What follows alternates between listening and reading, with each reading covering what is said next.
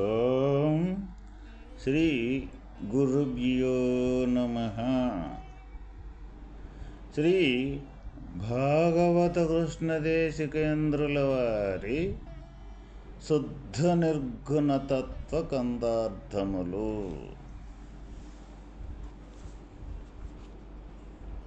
నాయన శిష్య, ఈ మతాల లక్షణములను ఇంకా వివరించి చెప్పుచున్నాను వినుము. లేని అహమున్న బయలును, లేని ప్రపంచమును తనను లెస్సగా తనలో తాను విమర్శించినయా, లేనివి లేకుండున్న వల్ల లేదు ఏ మాట. ఎట్లా నానైనా లేదు ఏ మాట. లేని అహమీ బయట లేనే లేదిది జోచి, లేని అహమీ బయట లేనే లేదిది జోచి, లేనిది కలదని లేని మాటే మాటేడేవు లేదు ఏ మాట. ఎట్లా నానైనా లేదు ఏ మాట. ఆయన శిష్య, మూలము లేకయే తోచుచున్న లేనెరుకయు బట్ట బయలగో పరిపూర్ణమును. ఈ మూలము లేని నామరూప నటనాత్మక ప్రపంచము వీటినన్నింటినీ విమర్శించి ఎరుగడి మూలము లేని గుర్తెరిగే తనను బాగుగా విచారించినచో లేని ఎరుకయు, లేని నామరూప నటనాత్మక ప్రపంచము వీటినన్నింటినీ ఎరిగడి తానును మూలము లేని ఒకటచే అవి ఎప్పుడునూ బట్టబయలునందు లేకపోవుచున్నవి. ఇవి అన్నీయూ లేకపోయినా తదుపరి ఇవి లేవని చెప్పేవారు కూడా లేరు, ఉన్నవని చెప్పేవారు కూడా లేరు. ఇక ఇవి లేనని గాని ఉన్నయ్యని గాని చెప్పేవారు ఎవరూ లేరు. బట్టబయలునందు లేకపోవుచున్నవి ఇవి అన్నీ. లేకపోయినా తదుపరి ఇవి లేవని చెప్పేవాడు కూడా లేరు కదా. మూలము లేని గుర్తెరిగే ఎరుక బట్టబయలకు పరిపూర్ణము యందు లేనే లేదు. ఇది గ్రహించి లేని ఎరుక ఉన్నదని నీవు లేకనే మాట్లాడెదవు. లేని అహంకారము ఉన్నదని చెప్పు మాట అబద్ధము సుమా. ఈ మూలము లేకయే తోచుచున్న లేనెరుకయు బట్టబయలకు పరిపూర్ణమును. మూలము లేని నామరూప నటనాత్మక ప్రపంచము వీటినన్నింటినీ విమర్శించి ఎరుగడి మూలము లేని గుర్తెరిగే తనను బాగుగా విచారించినచో లేని ఎరుకయు, లేని నామరూప నటనాత్మక ప్రపంచము వీటినన్నింటినీ ఎరిగడి తానును కూడా మూలము లేనిదొకటచే ఇవి ఎప్పుడునూ బట్టబయలునందు లేకపోవుచున్నవి. నాయన శిష్య, ఈ మూల మూలము లేకనే గుర్తెరిగే ఈ ఎరుక అన్నా, ఈ అహంకారమన్నా, ఈ జీవుడన్నా సరే ఏదైతే ఉందో దానికంటూ అసలు ఒక మూలము అంటూ లేనే లేదు. అంటే మూలము అంటూ లేనే లేదు అంటే మరి ఏ విధంగా ఉన్నది అంటే, ఇప్పుడు మన సముద్రములో నుంచి అలనేది నేను అలనే అనుకునేదానికి ఏమైనా మూలమంటూ ఉన్నదా? లేనే లేదు. ఎందుకు లేదు? సముద్రము యొక్క నీటి నుండే అలనేది మనకి పైకి లేవటం అనేది జరుగుతూ ఉన్నది.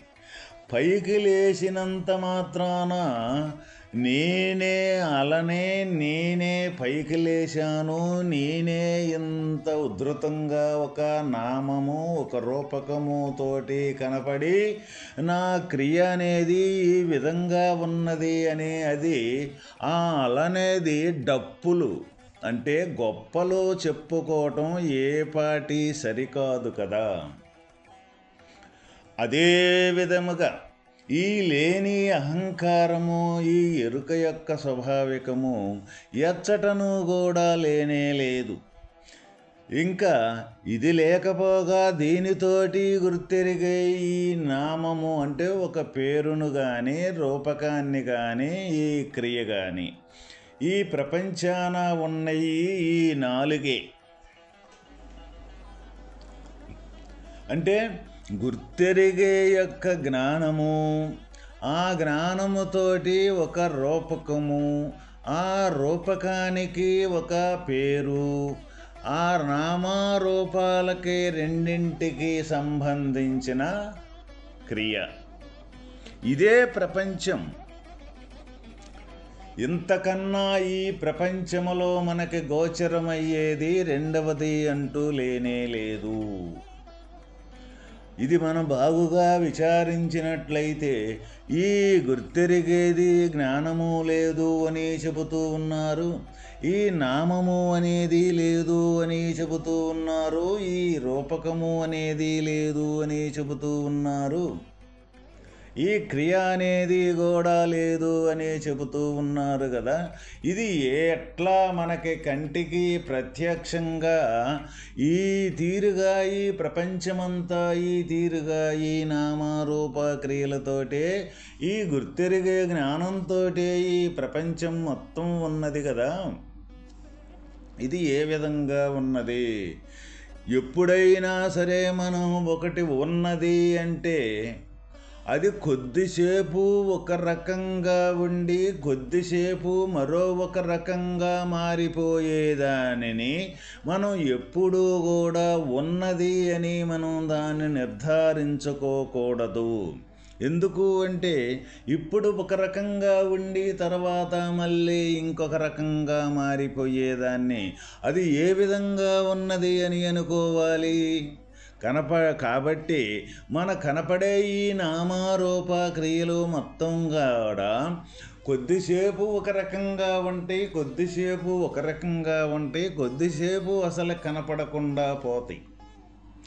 ఈ మొత్తం కూడా మన జాగ్రత్త అవస్థ ఏదైతే ఉన్నదో, జాగ్రత్త అవస్థ అంటే మనం గాఢ సుషుప్తి నుంచి లేచిన కాణ్ణించి మళ్ళీ తర్వాత పడుకునే మట్టికి ఉండేదానినే ఇక్కడ జాగ్రత్త అవస్థ అంటాం. ఈ మొత్తం కూడా ఎక్కడ కనపడుతూ ఉన్నాయి అంటే మనకి ఈ నామారూప క్రియలు కానీ, ఈ నామారూప క్రియలు జరిపేదానికి ఆధారమైన ఏ జ్ఞానం అయితే ఉన్నదో ఎరుక, ఆ ఎరుక యొక్క జ్ఞానం కానీ ఈ మొత్తం కూడా ఈ జాగ్రత్త అవస్థలో మనకే కనపడుతూ ఉన్నాయి అన్నమాట. మరి ఇటువంటి ఈ జాగ్రత్త అవస్థలో కూడా కనపడి ఒకసారి ఒక రకంగా ఉంటాయి, మళ్ళీ ఒకసారి ఒక రకంగా ఉంటాయి అన్నమాట. మళ్ళీ ఈ విధంగా ఉండి గాఢ సుషుప్తిలో మళ్ళీ అసలు ఏమీ కూడా కనపడకుండా పోతాయి ఒక్కటి కూడా. అక్కడ ఈ నామము కానీ, ఈ రూపకం కానీ, ఈ క్రియ కానీ, ఈ జ్ఞానం అనేది కూడా గుర్తెరిగేది అంటూ కూడా లేకుండా సమస్తం మొత్తం ఏమీ మనకి గోచరం కాకుండా ఉంటని అన్నమాట. అప్పుడు మళ్ళీ మధ్యలో ఒక స్వప్నావస్థ వచ్చినప్పుడు ఆ స్వప్నములో అక్కడే ఒకసాటే మనం ఉండి ఈ శరీరము అనేక రకాలుగా ఎక్కడెక్కడో తిరిగి ఏదేదో చేసినట్లు, ఏదేదో సాధించినట్లు అనేక రకాలుగా స్వప్నాన్ని కలగంటూ ఉన్నది. మరి అప్పుడు ఒక రకంగా మారిపోతూ ఉన్నది. మరి ఉన్నది అన్నప్పుడు, ఎప్పుడైనా సరే ఒకటి ఉన్నది అన్నప్పుడు అది ఎప్పుడూ కూడా ఈ తీరుగా మార్పులు చేర్పులు చెందకుండా ఉండేదే కదా ఉన్నది అంటే. ఇప్పుడు మరి ఏ విధంగా మారుతున్నాయి అన్నీ కూడా? ఈ నామరూపక్రియలు కానీ వీటిని తోటి నడిపించే యొక్క ఎరుక జ్ఞానం కానీ ఏ విధంగా మారిపోతున్నాయి?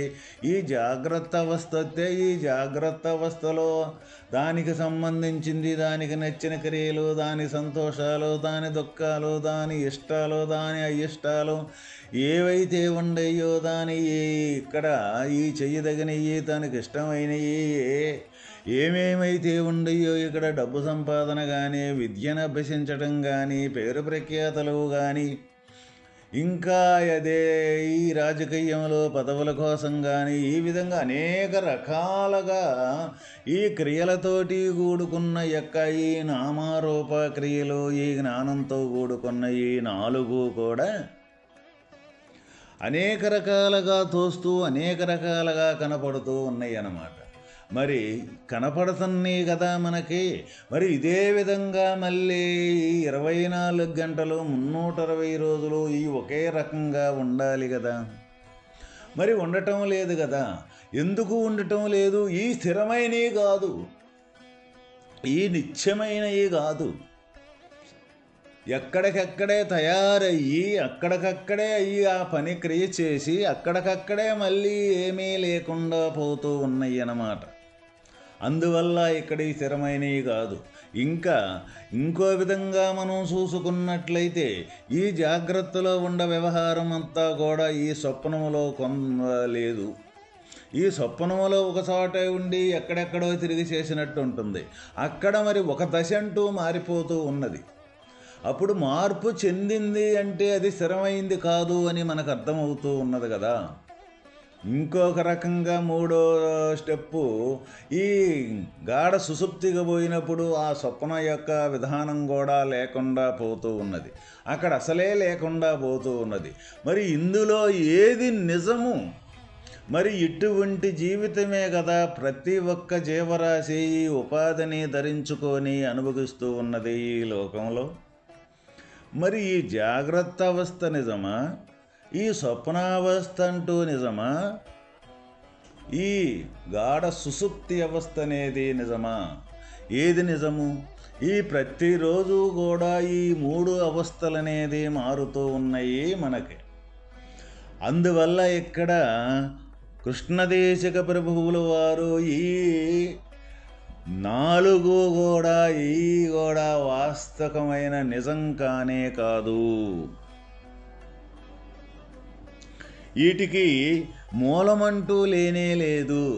మూలమంటూ లేదు కాబట్టి ఈ ఎక్కడికక్కడే తయారయ్యి అక్కడికక్కడే మూలం లేకుండా అక్కడికక్కడే దాని యొక్క క్రియలు జరిపి అక్కడికక్కడే మళ్ళీ ఏ విధంగా మూలం లేకుండా తయారవుతూ ఉన్నాయో అదేవిధంగా మళ్ళీ ఆ మూలం లేకుండానే ఈ కనపడకుండా మటుమాయమైపోతూ ఉన్నాయి. మరి మనం ఈ ప్రపంచంలో మనం జరిగే యొక్క ప్రతి ఒక్కరము కూడా దేన్ని నిజంగా తలంచి మనం ఇక్కడ బతుకుతూ ఉన్నాము అంటే ఈ లేని వాటిని చూసే మనం ప్రతి ఒక్కరము ఉన్నాయని భావించి బ్రతుకుతూ ఉన్నాం. ఇది నిజమో కాదో మనం ప్రతి ఒక్కరము కానీ ప్రశ్న వేసుకున్నట్లయితే ప్రతి ఒక్కరికే అర్థమవుద్ది. ఒకరు చెప్పాల్సిన అవసరం లేనే లేదు. మరి ఇది నిజము అనుకొని మనం బ్రతుకుతూ ఉన్నామా, లేక అబద్ధము అనుకొని మనం బ్రతుకుతూ ఉన్నామా? అసలు నిజమంటే ఏమిటి?